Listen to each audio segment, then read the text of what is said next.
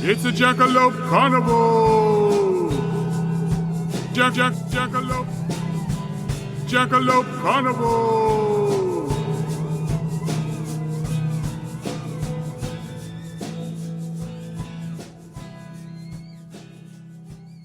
Hello, and welcome to Jackalope Carnival, a podcast where we look at human beliefs through myth, history, the paranormal, and the downright odd.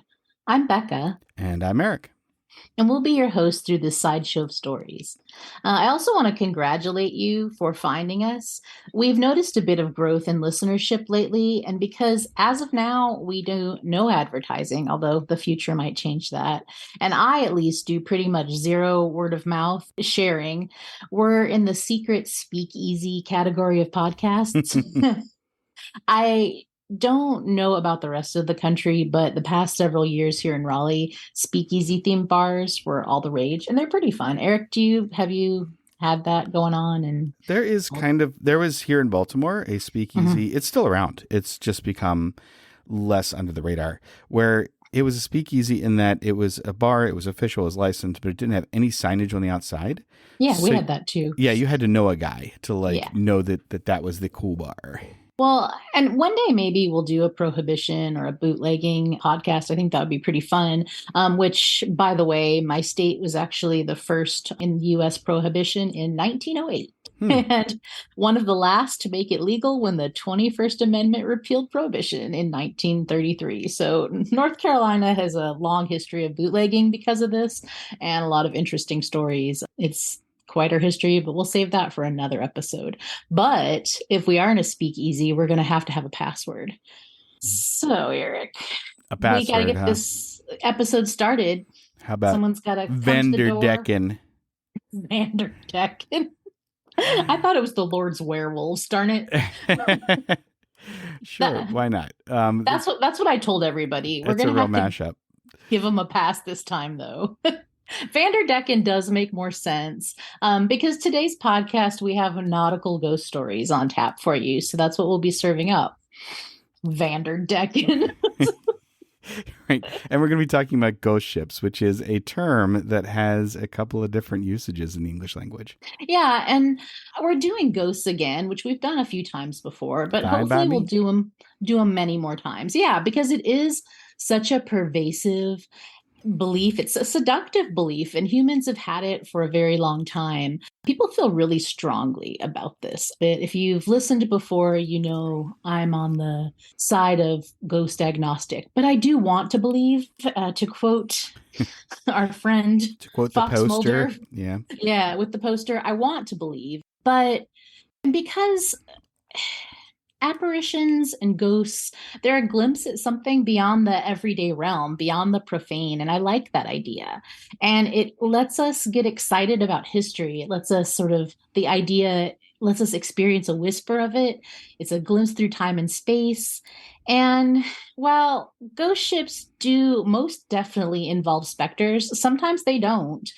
But they do involve mystery. So that's pretty seductive as well.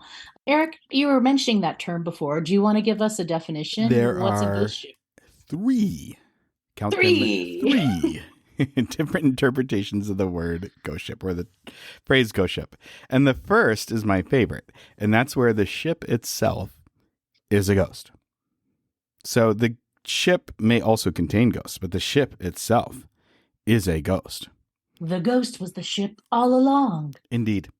Oh, that's there's a Poe story, and that's kind of spoiler alert. If you go to read the now, 100-year-old story, the ship is a ghost. And he probably was riffing on the whole version of the ghost ship story that I'm going to talk about first. So the first is the ship is the ghost.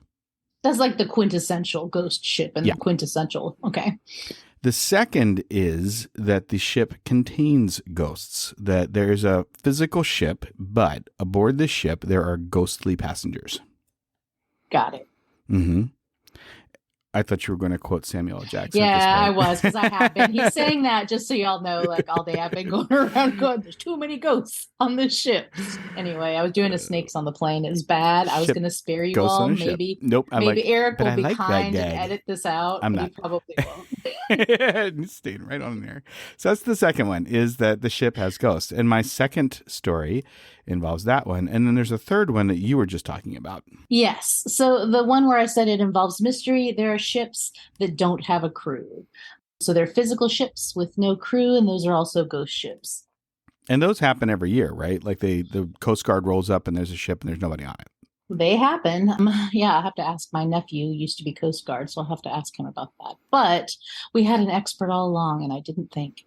So we have these stories. We have examples from each one for you all today, and we'll tell you a little bit about ghost ships.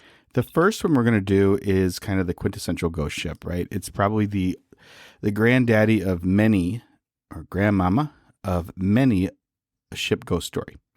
And that is the Flying Dutchman. It has become such a part of culture, right? That this particular story has inspired or was written directly by authors as famous as Edgar Allan Poe and Sir Walter Scott and even Washington Irving, and even inspired composer Richard Wagner. So this is a really famous story. The Flying Dutchman, or I'm going to attempt Dutch here, so... Hey, you left off SpongeBob SquarePants. Oh, well, how could I mention Edgar Allan Poe and Sir Walter Scott and leave out SpongeBob SquarePants? That's a very good point. And of course, where did he work? He worked at... The Flying Dutchman. Yeah, the Flying Dutchman. That's right. So we get an impact in all kinds of media and all kinds of creative projects here. Can I try Dutch now? Because I want to get this over with. Yeah. I speak very little Dutch. I didn't know you had any. I'm trying to think. Well, there used to be a bar here in Baltimore that just served Dutch beer. So I did learn a couple of words, but they're gone now. And so, all right. so So the bar, just let's pull the Band-Aid off. say the name in Dutch. All right, here I'm going to give it a try. Ready? Vliegende Hollander, which means the Flying Dutchman. That's the name of the ship, or at least in its own native tongue, if it were a real ship. The earliest written accounts only go back to 1790. An author by the name of John MacDonald talks about, it's one of the perennial yarns that sailors get together and they tell stories of the Flying Dutchman, and inevitably one of the persons telling stories admits they've seen the Flying Dutchman, and he doesn't seem to put a lot of stock in the stories, but he mentions the story's existence and he uses the ship's name in writing. And that's the first time in writing that we have it. So 1790. Some people think that the stories might go back a little further into the 1600s during the, I guess what sometimes is called a golden age of Dutch international trade. And this is during Can you a say time. that in Dutch? No. I mean, I could try to great comic effect, but no, I really can't. I think it was Der Kleiner Dweevil was the name of the bar. So it was like the little devil. Anyway, there's, is that Dutch or is that German? I don't know. I had a Dutch pen pal for a long time, and she said, "You'll just laugh at some of our words." That's awesome. I would love to visit the Netherlands. All right. So anyway, okay. The ship. Getting back to the ship, right? So it's thought that maybe the stories go back a little further, and if there really was a Flying Dutchman, and there's no actual physical record of a ship by that name ever actually existing, although let's be honest, records from the 1600s aren't the most complete in the world. Nevertheless, we're talking about a major economic endeavor, and things were recorded that were that costly. Did you know that during this time in history that a single ship's cargo of spice could make a man wealthy for the rest of his life? Regular black pepper, being bought from what today is Indonesia, at the time was thought of as the Dutch East Indies, could fetch a price that would make a man very wealthy, or a woman. And if you had a shipment full of nutmeg or cloves, you were going to be set for life. There was no need to work ever again. So we're talking about a time when a lot of money was flowing, a lot of goods were flowing. So we do have pretty good records, but at the same time, it's still the 1600s. Was there an actual physical Flying Dutchman? And the answer to that is We have no idea. We really don't know. We do know by 1790, though, a bunch of sailors were talking about it. Sir Walter Scott gets involved. He hears the stories and he decides that he's going to write his own version of the tale. And he tells kind of an origin story. And in Sir Walter Scott's version of the story, he says that the captain was an unscrupulous man. He was greedy. He cared more about his own pay than about the lives of his crew. And he was pushing forward in a really terrible storm around the Cape of Good Hope. And what he wanted to do was get home and just enjoy his new wealth that he was getting from this shipment of spices or gold or jewels. He wanted to roll in the nutmeg. He did. He wanted to roll in the gold and the nutmeg. And so he's pushing the ship like around Africa, and he says some kind of curse, something to the effect of, No matter what, even if I have to keep pushing till the end of time or until doomsday or against the devil himself, I will get this ship back to my home. and that ends up being to be a very ominous oath to swear. And there's also some murder involved because his ship's trying to mutiny. So, the crew's mutinying so they can try to get the ship back to port and save their own lives. And he shoots some people and he doesn't care. And it's got horror. It's got murder. It's got men driven by greed. It's got a ghost ship that never makes it home. It's got nutmeg. And it's got cloves. Nutmeg's hallucinogenic, is it not, in large properties, I believe. I've never tried. My understanding. No, I've not tried it, but this is my understanding. It's a deliriant that if you take enough of it, it's not so much that it'll make you see like happy trails or anything. It might make you see a ship that's not there. No, my understanding is if you try to eat enough nutmeg that it causes something going on in your head, that it'll make you very, very sick. And so it's more like those fever dreams you get when you have like 102 fever. Which could be a ghost ship. Why not? Ghost ship, devil crew. Yeah, I'm just saying. John MacDonald has an origin story of sorts in his 1790 account, too. In that one, he says that the captain wasn't necessarily greedy or bad. He was just trying to get into the local harbor during a storm. But it was storming so bad that the harbor's pilot wasn't willing to go out, guide him in. So the guy's like, I'll wing it. And he never quite makes it home. So in the original stories, someone dies and now they haunt this place. They didn't necessarily do anything wrong. But in Sir Walter Scott's account, it's more like a curse, right? It's sort of I mean, that's sexier, let's face it. Like this evil curry, you want to read that more than like this poor unfortunate guy. Oh, that's exactly where my explanation's going. Yeah, you are anticipating where I'm going with this. No, it's good. It's good. The next account would be in 1821, and although I can't track down an author, it's published in Blackwood's Edinburgh Magazine, and it's called Vanderdecken's Message Home. And I read this one actually word for word from beginning to end because it's a really fun story. And in this story, it's told from the point of view of some sailors in the 1820s. It's told as if it were like contemporary account to the magazine when it's being published. I don't want to sound like I'm stereotyping, but I mean, if I can imagine what sailors from the 1820s sounds like, there's a lot of swearing involved. Oh, especially after this. So they see the spectral ship, it's oh darn. And they kind of know what they're getting into at this point, right? There's been hundreds of years of Flying Dutchman stories by this point.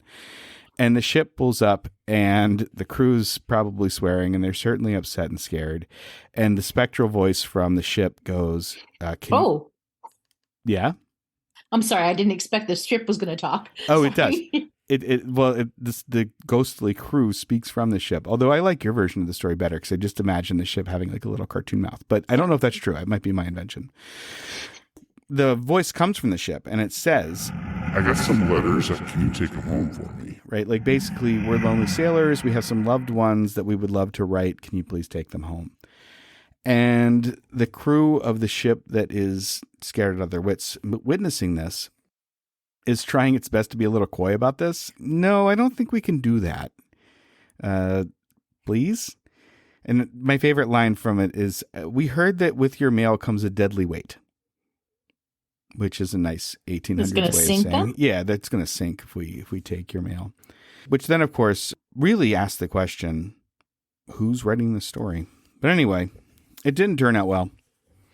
You can read that story too. It's all over any place old stories are told. Mm. So Vanderdecken is actually the name of the captain of the Flying Dutchman, or at least that's the name that's affixed to him by the 19th century. Here's the thing. I don't think that the Flying Dutchman seems to have any accounts of it existing outside the minds of a group of a very specific literary movement. Anybody who knows something about literature history knows that the time between the late 1700s and the 1800s is known as the Romantic movement. From what I can tell, nobody in any of the stories I've been reading about the Flying Dutchman tried to make it sound real, except for John MacDonald in 1790, kind of talking about the tales told by sailors. And there's really not much story there. It's really just sort of like, oh, I saw a ship, right? And it was, flying. But that's not really a narrative. That's more like a anecdote. We don't start getting the stories with characters and with real clear narrative and ghostly warnings and oaths to the devil and all kinds of craziness. You don't start getting that until after 1800. And that's when the Romantic movement is in full swing. And do you remember the list of names that we used at the beginning of the show? Edgar Allan Poe, Wagner, yes. Sir Walter Scott, Washington Irving. These are all men that are writing firmly from the Romantic tradition.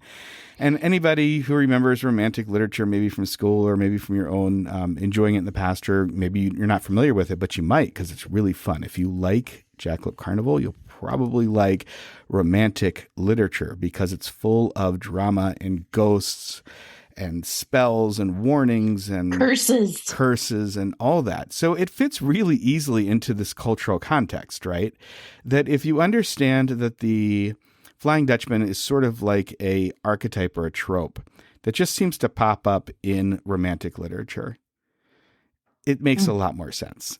So I'm not seeing anything that has convinced me yet that anybody's given a true account of the Flying Dutchman. But on the other hand, if the stories are true and you did see the Flying Dutchman, you might not make it home to tell the tale. Oh, dear. Spooky. Spooky. Very, very spooky. Mm-hmm.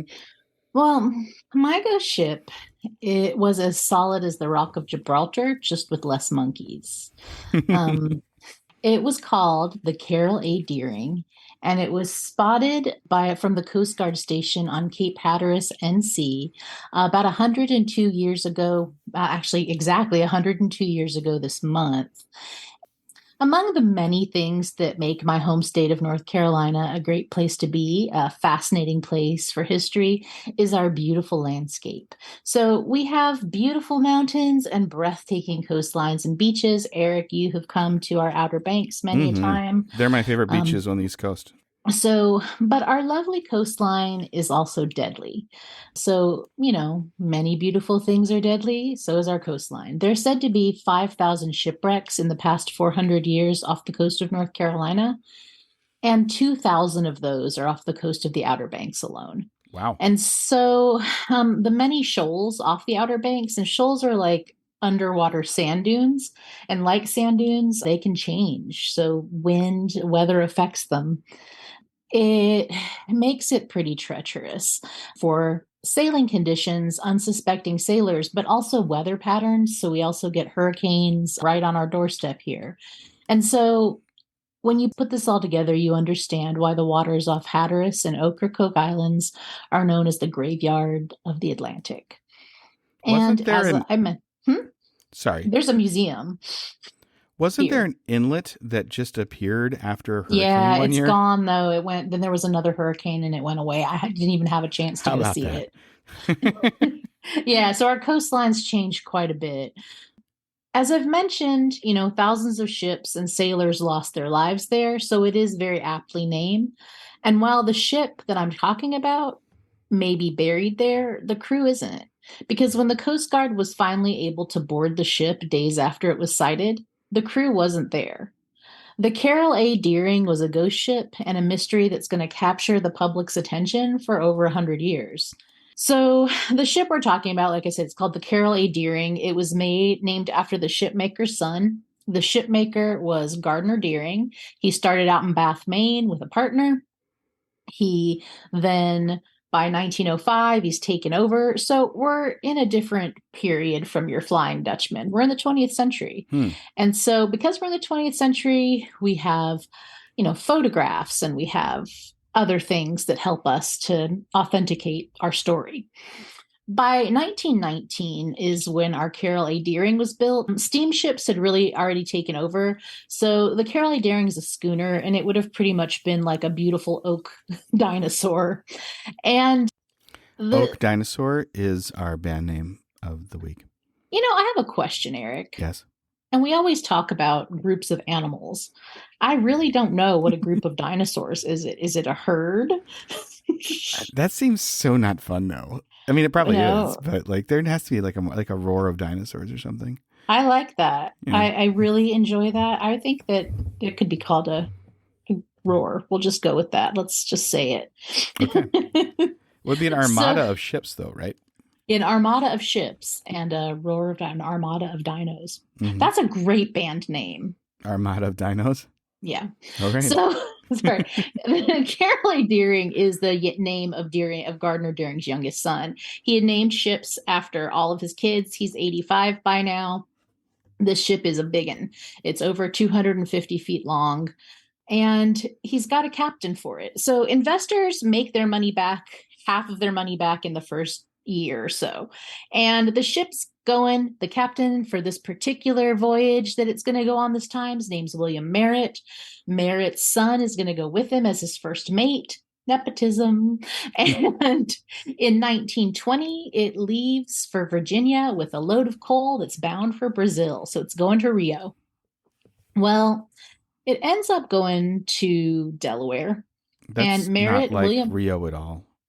Not like Rio. No, Delaware and Rio are very different places. Are you sure? I've heard it's the Rio of the East Coast. You heard it here first, folks. Yeah. So anyhow, he goes to Delaware and Merritt's ill. There are some stories that Merritt, who was only in his 50s, like he's not as old as the next captain, maybe wasn't really ill, because he says that he does not like the crew. He says they're unruly and he's not fond of them. So he leaves and his son leaves. And now they have to find a replacement captain. And so they do. By September 8th, they find W.B. Wormel. And Wormel is joined by his new first mate, Charles McClellan. Remember these names because there's going to be some tension. Now, I think it's of note that Merritt already didn't like this crew, and for the most part, from what we know, Wormel didn't feel much better about them. We have a list of the crew, so we know who the crew were. Most of them were actually from Denmark. So we have a largely Danish crew with a bosun who's from Finland. His name is Johan Fredriksson. He's going to be important because he's the only one out of these, and it tells us what they looked like, and it says that his complexion is ruddy and his hair is the same. So I would assume you could assume he's redheaded, and his height is 5'6". So that's not particularly tall. There's another person who is about 5'9" or 5'10", and they have light hair, but it doesn't tell us if it's red or not. This is going to be important later, but we know all of the characters here. Okay. So they leave Delaware. They make it to Brazil in November.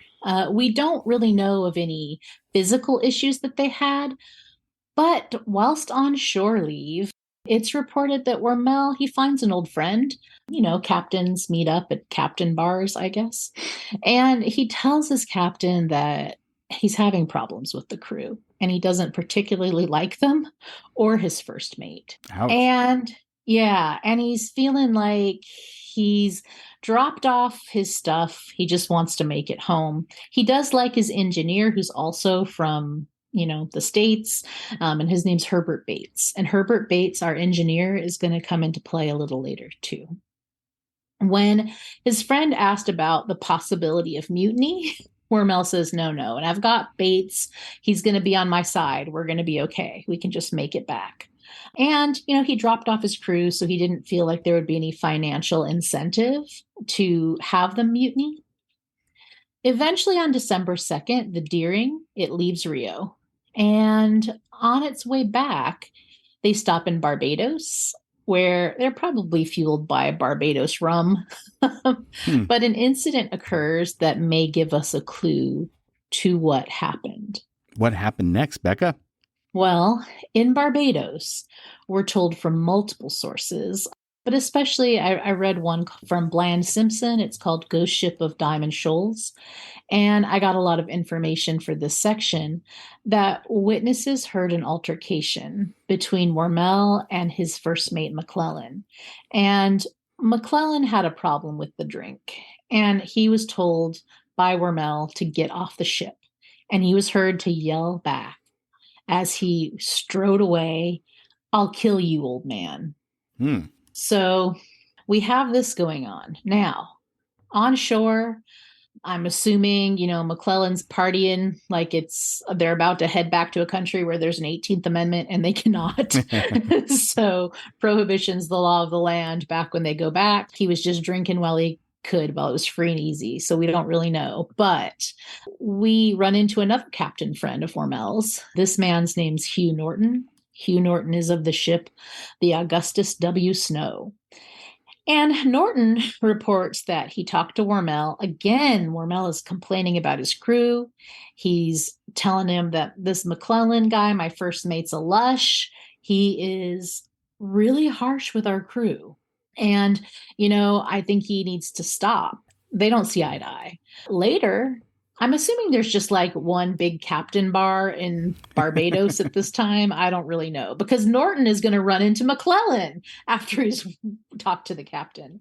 And McClellan is doing the same thing. He's saying Wormel is just interfering with how I treat the crew. I can't do anything because he's always stopping me. He's a big jerk. Oh, by the way, I need to get the heck out of here. Can I work on your ship? And Norton's like, no. And so this really ticks off our first mate. McClellan is pretty unhappy, and he is overheard saying, as he's getting away from Norton, "I'll get the captain before we get back to Norfolk. I will." Got witnesses, more than one actually, hearing these threats against the captain from the first mate. Norton is friends with the captain, and this drunken disorderly isn't going to fly. And so he calls the police. The local law enforcement are called, and McClellan's actually arrested and hauled off to drunk jail. But not exactly sure why. Wormel forgives him, bails him out, and gets him back aboard the Carroll Deering. Well, good help is hard to find. Yeah, good help's hard to find. They had traveled together for months at this point. I'm not really sure what happens.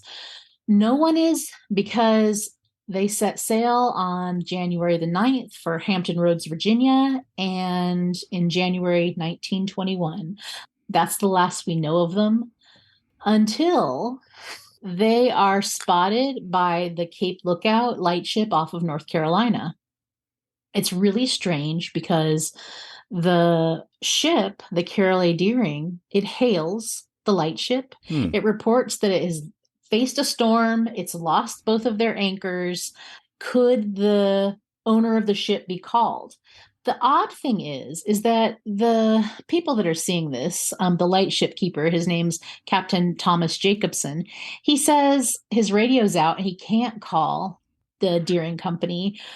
But he says the man who is talking to him wasn't the captain. He actually didn't look like he was an officer. He was a tall, thin man with red hair. He spoke through a megaphone, and he had an accent that seemed kind of Scandinavian. So this is why I told us, we have this list of people. So we have our suspects, and it seems like that possibly that ruddy-haired man could have been Johann Fredrickson. So we have a ruddy-haired man who's not very tall, or a taller man, Niels Olsen, who his hair's brown. So I'm not sure which of these men it could have been. I think that standard people generally think it might have been Johann Fredrickson, like maybe 5'6" seems tall from far away. Not quite sure. I'm really hung up on this whole idea that he didn't look like an officer. Like, what does that mean exactly? Like, Well, maybe that he was unkempt. where an Okay. officer might not have been, is my assumption in this. Okay, let's go with that. But also, what he noticed is that there were sailors milling about on areas of the deck where they wouldn't have been allowed, where only the officers would have been allowed. And so, what's going on here? This struck him as strange. You have someone who's unkempt and doesn't seem to be the captain. You have regular sailors walking around in areas where they wouldn't be. Well, the next day, the crew of another ship said that they saw the Deering and it was going right toward Diamond Shoals, which is right in those graveyard of the Atlantic area off of Hatteras. On the 31st of January, one at the Coast Guard station, they're spotted again. Of course, you can't tell what this is. It's just a schooner that's coming from the early winter morning mist. And it was reported that there's this ship. It seems to be acting kind of strangely. The conditions made it so people couldn't get out there until February 4th. By the time the Coast Guard gets out there and they're able to get on it, the ship's taking on water. It's gotten quite battered. They notice the lifeboats are gone. The anchors are gone. But remember, we already heard They that said they were from gone, right? that redhead. And That non-officer looking guy. the only living thing on this boat is some polydactyl cats. So legend has it that now the descendants of those polydactyl cats walk around Cape Hatteras today. Oh, that's awesome. Yeah, but what happened to the crew? Well, the equipment was damaged. They found that there was like the steering wheel, etc. They found a hammer, like a sledgehammer nearby, but they couldn't tell if the damage was from being stuck in the shoals or if someone had done it deliberately. The captain's quarters looked like someone had been sleeping in the guest quarters, and there were shoes that were found in the closet that weren't necessarily the captain's. And there was food on the table, and all of the sailors' beds were made. So what happened? I don't know. But I bet that guy who didn't look like an officer, who's putting his shoes in strange places, could answer some questions. Perhaps. So this is pretty interesting because normally I think that the amount of what happened stories, just because of the time it was found, events that had been going on, what we have are some really weird, well, they sound weird, I mean, given at the time, but there's some really strange ideas. An investigation is right away undertaken. The daughter of Wormel, she takes it all the way to Washington. I think there are like different departments, several departments of the U.S. government were looking. One was led by Herbert Hoover, who was the Secretary of Commerce then. So this is well documented because it was being investigated over and over again. So one of the theories was mutiny. Mutiny is always an option. Mutiny is always an option, but it got put on the back burner because on April 11th, 1921, a man by the name of Christopher Columbus Gray from North Carolina claimed that he found a message in a bottle that was floating in the waters of Buxton Beach. And he turns it over to the authorities. It says, "Deering captured by oil-burning boat, something like chaser, taking off everything, handcuffing crew. Crew hiding all over ship, no chance to make escape. Finder, please notify headquarters. Deering." Wow, that's a twist in the story. Well, it was. And, you know, the daughter of Wormel, she believed it. They said that it had been authenticated, that the bottle was only one that could have been found in Rio, that the paper was something that was from Rio, that they did handwriting analysis. And they decided that this handwriting analysis looked of each of the crews. They were trying to figure out who it was. And so they thought that this handwriting analysis probably most likely came from the engineer, so our trusted engineer, Herbert Bates. Well, as the investigators pressed on, Gray confesses that he wrote it to an undercover operative. Dun, dun, dun. And he says that he was doing it because he really hoped that he could get a job at the lighthouse station and that this discovery might give him a leg up. So that turned out to be nothing. I know, like forget applications. Resumes were very different back then. Well, I don't know. I'm going to try it. Like, next time I want a job, I'm going to find a message in a bottle. Forge a message in a bottle, get a job. That's how that works. So that was a forgery. Another theory was that maybe bootleggers had come across them. Because there were bootleggers coming in those areas. Remember, we are during Prohibition. And so there was a thought that somehow they had witnessed bootleggers and were killed or kidnapped. That was another one. But probably another, I mean, who wouldn't think of pirates? Piracy had happened. But my very favorite is the Russian sympathizers, that the Russians took the ship. And the reason that this became a thing, you're laughing. I am. It was the Russians. The reason this became a thing is that when the FBI was looking, where they were raiding the United Russian Workers office in New York, they found papers that said that they were under orders to capture American ships and take them to Russia. The Bolsheviks. And so the U.S. Navy had to look for, was looking for this and looking for ships, trying to figure out if it was Russians. Obviously, communists are obviously behind this. So obviously another theory that people had is that it was a sea monster.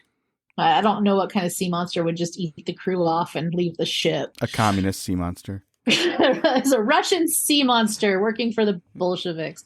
So, not that. Could it have been, maybe they came across the flying Dutchman? Yeah, maybe. But most likely what people think now is that it was probably mutiny. So maybe this will cause someone to have an interest and try to figure out what happened. Dun, dun, dun. Do you think it's possible that they heard the ship coming that was to board them and they quickly lowered their lifeboats, and got the heck out of there? Is that possible? Yeah, I mean, there's more theories than I gave you, and I'll go ahead and say there's that theory, and people have, there was another boat that was closely associated with them, the Hewitt, and it also disappeared. There were actually a group of ships that disappeared around the same time. And when they investigated, they eventually found, so there was like an Italian ship, again, a group of ships. And what they had found was that there was indeed a hurricane, but those two ships, the Hewitt and our Deering, had been moving away from it. So from looking at where they were, they wouldn't have been in that. Plus, again, we found the boats. They were witnessed, by people, that redheaded man. So we know that didn't happen to them. Yep. He ain't looking like no officer. Right. But one thought was that perhaps they did mutiny and then they escaped the ship before they could get boarded. Gotcha. And there's some investigation where they said that the people they found that they have sort of investigated, it all seemed like they possibly were the Scandinavian crew. So, or the Danes, the Finns, those people were the ones that they had some leads on. Is Scandinavian Crew our synth pop cover band? Oh my God, please, yes. Awesome. Make it so. That's amazing. So that's what I got for you as far as my ghost ship. So that's a ghost ship, like ship. Sure won't be making any more rounds. Well, no, they actually ended up stripping what they could from it. And this ship was almost new. Remember, it was from 1919 and This was only in 1921, but it was so damaged they stripped what they could, and then no one exactly knows whether they exploded it or it just let nature take its course, but it's still here in North Carolina. Okay, somewhere. Well, here's a ship from my I guess hometown. Why not? We'll go with hometown. This is a Baltimore ship that boy is Baltimore proud of its constellation. And with good reason, perhaps. It was brought back home in October of 1966. So is this our ship full of ghosts?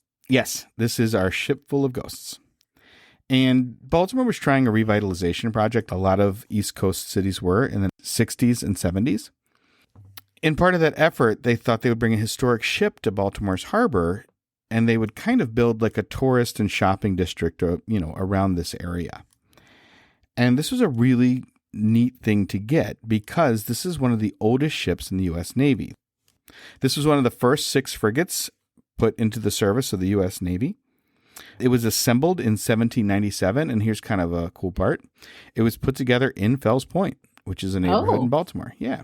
So even though this ship had literally served all over the world, it had seen action in the Quasi-War against the French. It had been a part of both Barbary Wars in North Africa, as well as the War of 1812, which of course also happened, Star Spangled Banner, Baltimore Harbor, right? So this ship's got Baltimore all over it.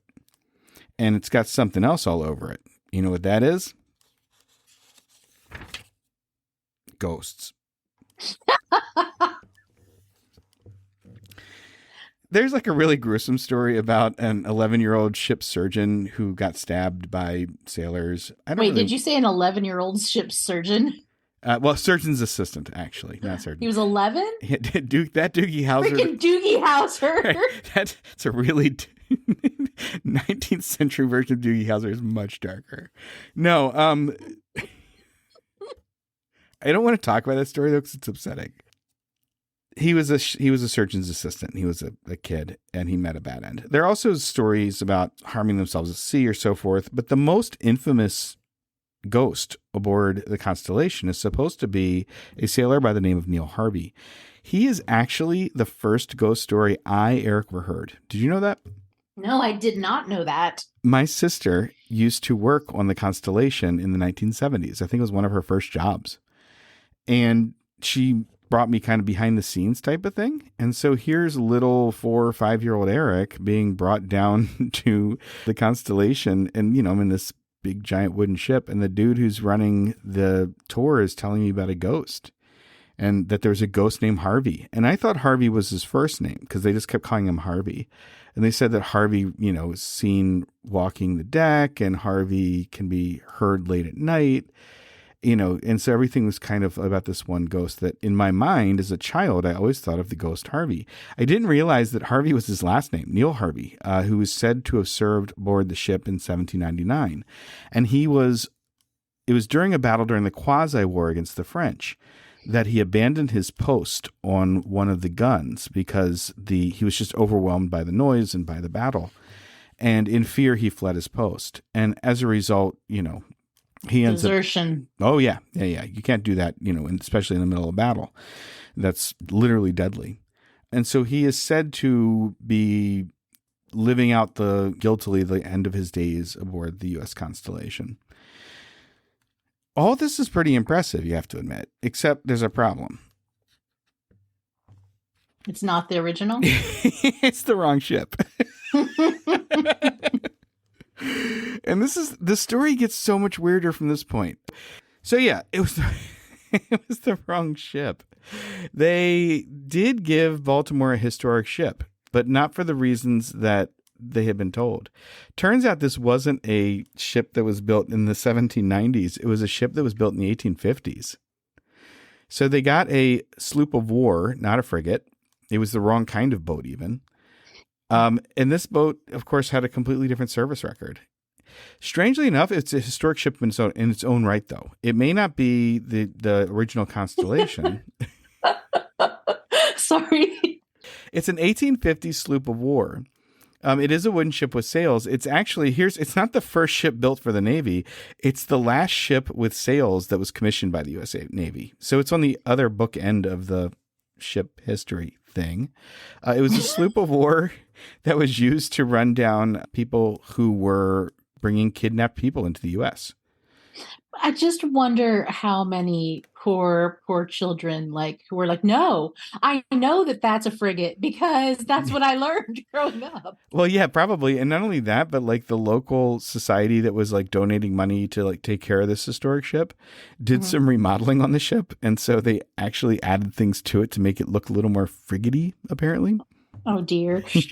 That all got stripped off recently because someone who apparently knew their naval history just looked at the photo of the ship in the harbor, and this is recently, like in the late 20th century, and was like, that's not that kind of ship. Like, that can't be possible. But then the story gets weirder, okay? So the Constellation sloop of war, and by the way, the sloop of war we're talking about is also named the Constellation. So okay, fair enough. They're two ships with the same name. Little sleight of hand, but okay. Yeah, but Neil Harvey, who lived in 1799, couldn't be aboard this new Constellation. He's not haunting that ship. Right, yeah. So much for that ghost story, right? Well, it turns out, though, that there's another... Ready? Here's another bit of razzle-dazzle for you. There's another Neil Harvey. There's another twist of fate on this one. There's another sleight of hand. Turns out the new Constellation was actually passed off as the old Constellation, not just to the city of Baltimore, but to the government of the United States. Oh, dear. So apparently, this is the theory, at least. The theory goes, according to a couple of historians, that the Navy didn't want to ask Congress for a brand new ship, but they could easily just use money to get a ship rebuilt. So they took, and this actually happened. We know what happened to the original Constellation that was built in Fells Point. It ends up in Norfolk. Once again, here's Norfolk. And it ends up in the Norfolk shipyards, and it's being disassembled. But at the same time they're doing that, they're building another ship, the new Constellation, just 900 yards away. They're building in the same shipyard the new Constellation, and they're going to pass that off to Congress as the old Constellation. Look what you did with all that money to repair a ship. It looks just like a brand new ship. How about that? So they pulled an old switcheroo on the U.S. government. So you kind of can't blame whoever passed that off to Baltimore. But they did do some digging in the records, and they found out what's going on. And so there are two different ships. It's obviously two different kinds of ships. The pictures, from history don't match up. But are you ready for the final twist of the story? There's ghosts on the ship. There are. And do you know why it actually could be Neil Harvey if he was a real person? Why? Because they used pieces of the old ship. That's exactly right. Parts of the old Constellation did make its way into the new Constellation. So maybe his spirit traveled with the timbers. Shiver me timbers. Well, thank you folks for listening. As usual, it's been a pleasure chatting with you, and we hope to hear from you again in 2 weeks. Wado. Take care.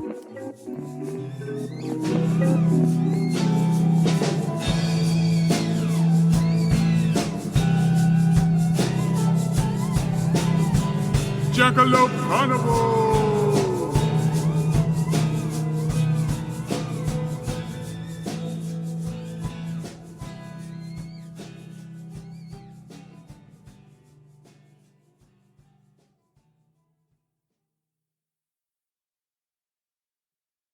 Not my boat, U-boat?